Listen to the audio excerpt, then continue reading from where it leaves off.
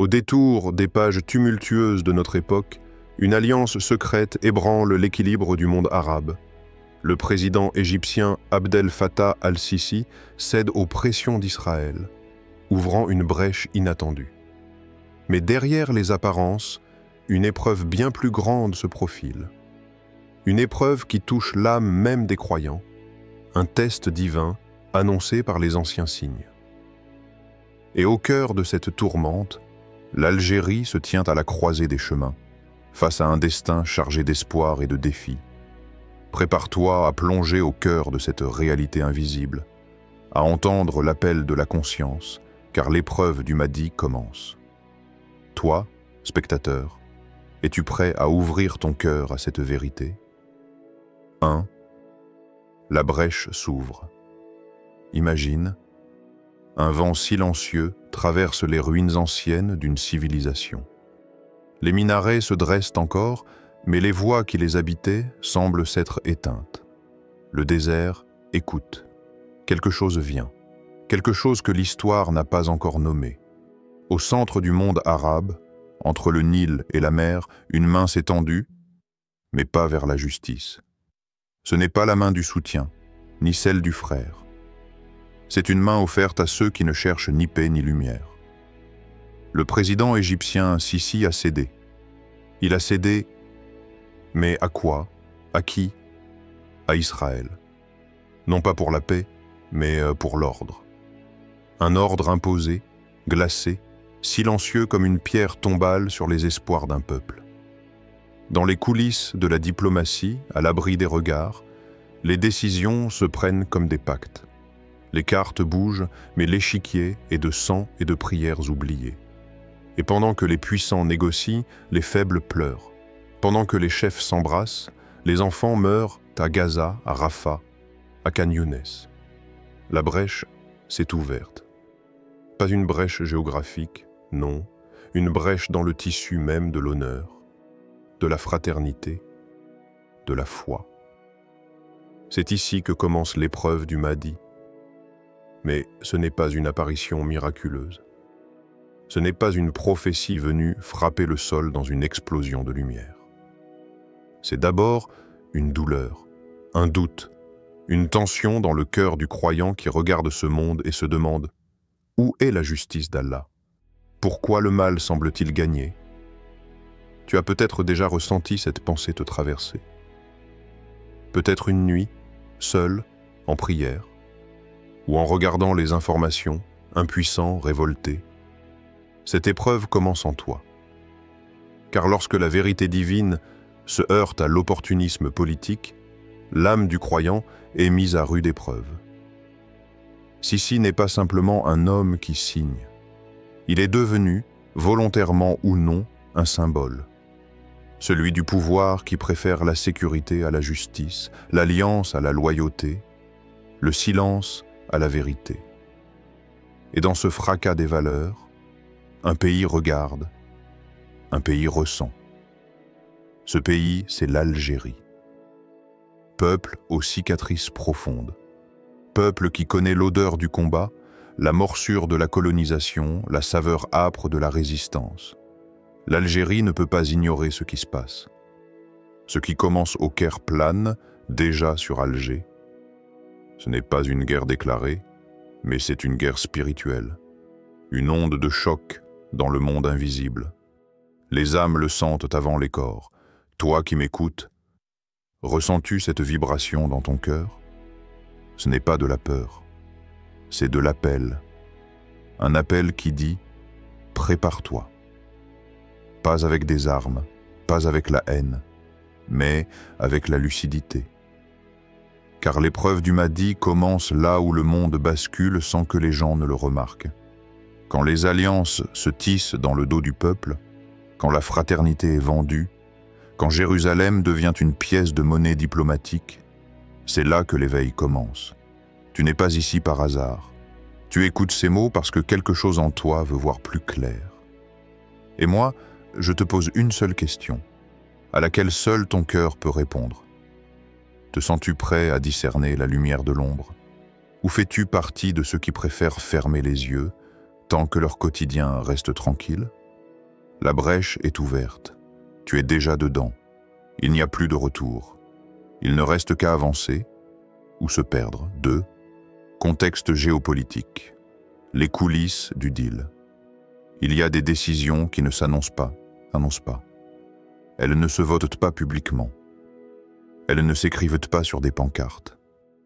Elles se murmurent.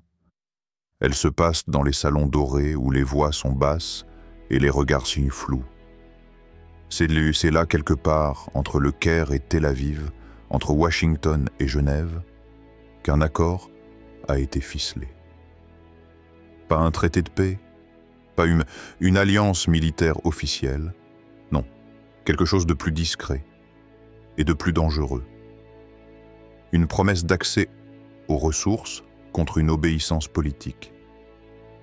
Voix posée, Sisi aurait accepté d'ouvrir les infrastructures du Sinaï, zone sensible, point de passage, surveillance des tunnels, à une coopération militaire israélienne. En échange, une aide énergétique, du gaz, du soutien logistique, peut-être un appui diplomatique silencieux pour un futur qui se fragilise. Mais ce qu'il a réellement échangé, ce n'est pas seulement du territoire, c'est un symbole, car depuis des années, la normalisation entre certains régimes arabes et Israël s'intensifie. Le langage change.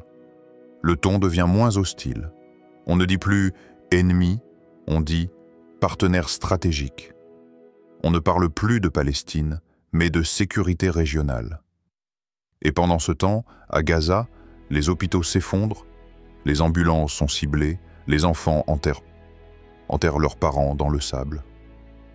Silence, bref. Ce n'est pas ici une condamnation aveugle de la diplomatie, non. C'est un appel à l'honnêteté. Un appel à regarder en face ce que ses choix impliquent. Quand un dirigeant prend une décision, il ne le fait pas seulement au nom de l'État. Il le fait au nom du peuple. Et dans notre foi, cette charge est sacrée. Le prophète a dit « Chacun d'entre vous est un berger, et chacun d'entre vous est responsable de son troupeau. » Hadith Sahih. Et celui qui gouverne un peuple est responsable de leurs âmes, de leurs biens, de leur direction. Il devra rendre des comptes devant Allah. Alors, que dire de ceux qui acceptent de pactiser avec l'oppression sous prétexte de stabilité, narrateur plus dur? Ce n'est pas ici la politique qui parle, c'est la conscience. La conscience d'un peuple qui regarde ses dirigeants et se demande « Où est l'honneur des anciens? Où est l'éthique du musulman face à l'oppresseur? Où est le courage de dire non, même quand c'est difficile ?»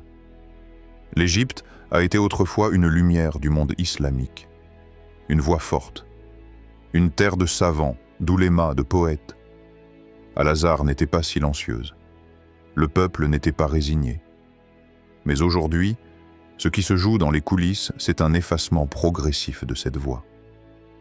Et le pire, c'est que cela se fait avec le sourire politique. Narrateur plus intime. Mais alors, toi qui regardes cette vidéo, que fais-tu de tout cela? Tu ne peux peut-être pas changer les accords secrets. Tu ne peux peut-être pas empêcher un président de trahir une cause. Mais tu as ton cœur, tu as ta langue, tu as tes prières, tu as ta vérité. Car quand les dirigeants trahissent le bien commun au nom de l'intérêt particulier, quelle est la responsabilité du peuple croyant? Vas-tu détourner les yeux en disant « Cela ne me concerne pas » Vas-tu banaliser en disant « Tout le monde fait pareil » Ou vas-tu commencer à te préparer intérieurement, comme celui qui sait qu'une tempête approche, même si les autres dorment encore? L'épreuve ne commence jamais avec des chars. Elle commence avec un mensonge accepté sans résistance. Et ce mensonge est en train de s'installer dans les esprits. Que l'ennemi est devenu un ami, que la justice est négociable, que l'honneur a un prix. Mais le croyant ne vend pas son âme, ne troque pas sa mémoire, ne maquille pas la vérité. Et toi, où te tiens-tu? Du côté de ceux qui observent en silence, ou de ceux qui réveillent, doucement mais fermement, la conscience endormie des peuples. 3. Message d'Allah et signe prophétique. L'épreuve du mardi. Il y a des moments dans l'histoire des peuples où le monde visible ne suffit plus à expliquer ce qui se passe. Les guerres ne sont plus simplement politiques. Les divisions ne sont plus simplement sociales. Les silences ne sont plus simplement diplomatiques. Ils sont les reflets d'une chose bien plus grande, bien plus profonde. Un test, une épreuve divine, un appel à revenir vers celui qui voit tout, entend tout et qui avertit. Dans les textes prophétiques, il est dit que viendra un temps où les peuples se déchireront pour des causes vides, où les musulmans seront nombreux mais faibles, où les tyrans parleront au nom du peuple mais oublieront Allah. Et dans ce monde inversé, un nom commence à résonner, Al-Mahdi. Ce n'est pas un héros comme dans les légendes. Ce n'est pas un roi venu avec faste et gloire. C'est un serviteur choisi. Un homme porté par la volonté divine pour rétablir l'équilibre. Mais avant sa venue, vient l'épreuve.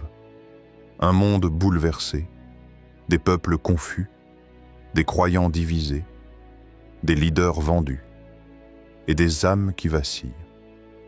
Allah ne change pas la condition d'un peuple tant qu'il ne change pas ce qui est en lui. Et c'est là que tout commence. Pas sur les champs de bataille, pas dans les palais, mais dans les cœurs. Toi qui écoutes, tu le sens peut-être, un vide, une fatigue, une lucidité, un malaise spirituel qui ne te quitte plus. Tu regardes les événements, en Égypte, en Palestine, en Algérie, et tu sens que quelque chose cloche, mais tu ne saurais dire quoi. Ce que tu ressens, c'est l'approche d'une ère, une époque où Allah ne permet plus la neutralité. Tu choisis, tu te lèves, ou tu tombes. Citation lente, soufflée. Vous ne retrouverez la foi qu'en affrontant vos propres faiblesses. Sagesse islamique. Et ces faiblesses sont partout. L'orgueil, la peur, l'amour du confort, la dépendance aux puissants, le refus de s'engager. L'époque du Mahdi, ce n'est pas un conte futuriste. C'est maintenant. Chaque injustice ignorée, chaque frère abandonné, chaque trahison justifiée. Ce sont autant de signes. Et l'Algérie, dans ce tumulte, tient-elle bon? Ou est-elle sur le fil?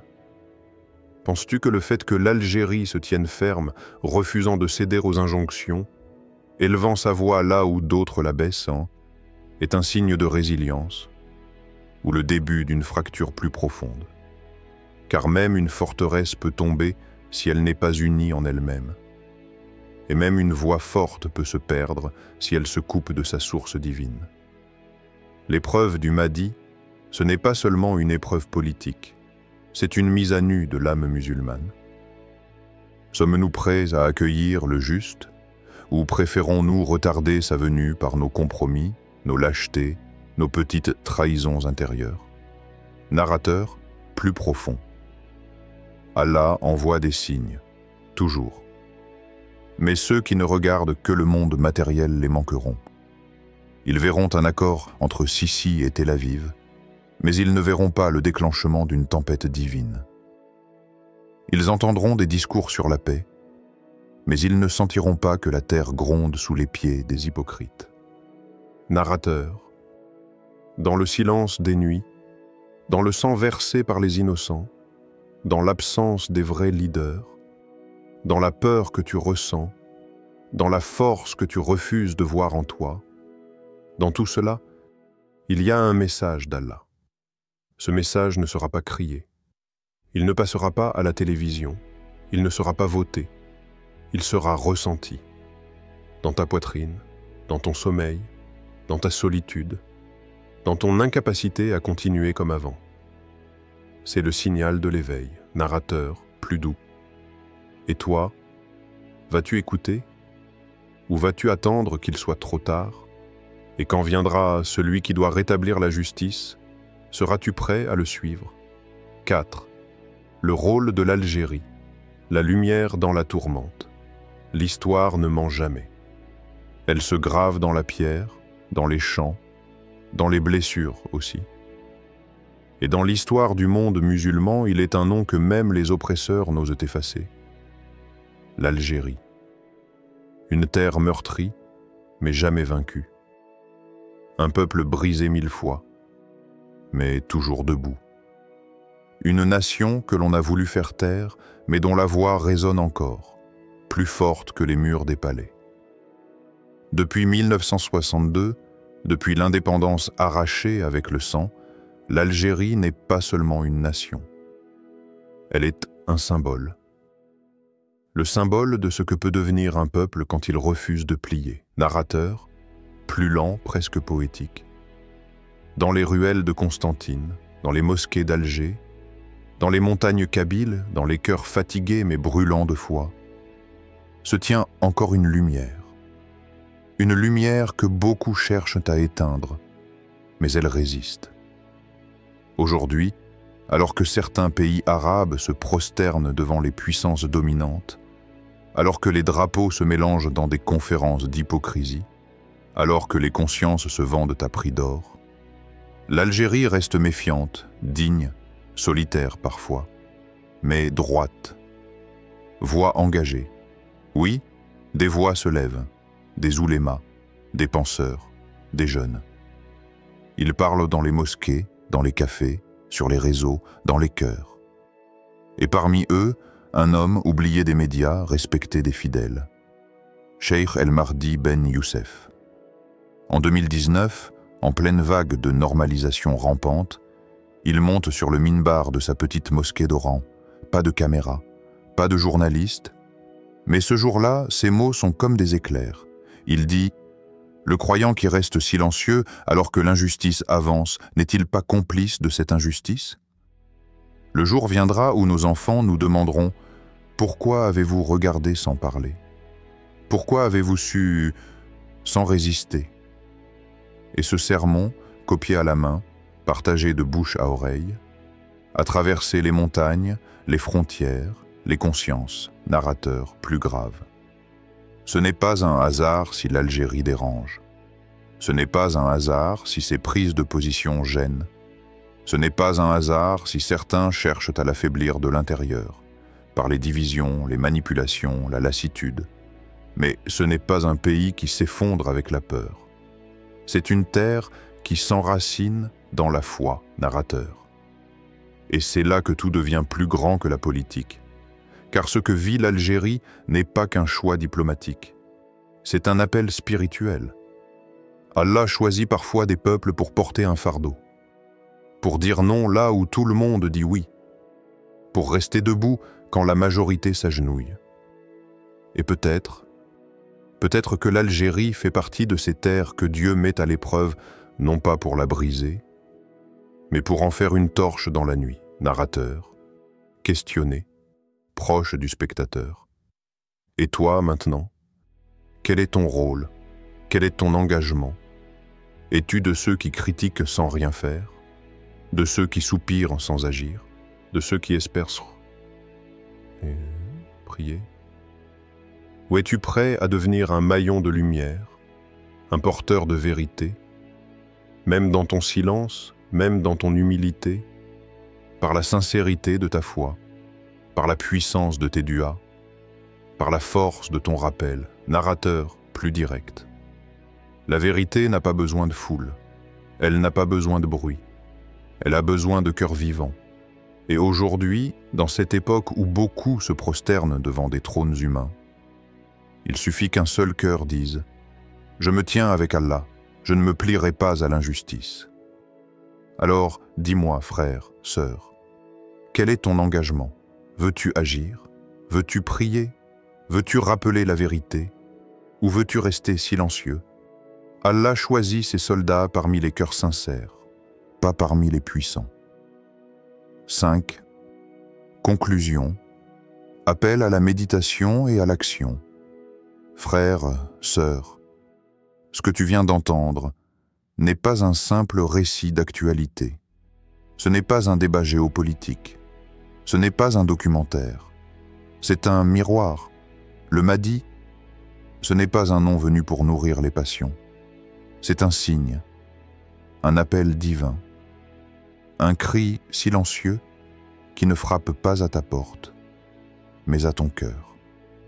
Narrateur, plus lent. L'épreuve du Mahdi n'est pas une guerre de fusil.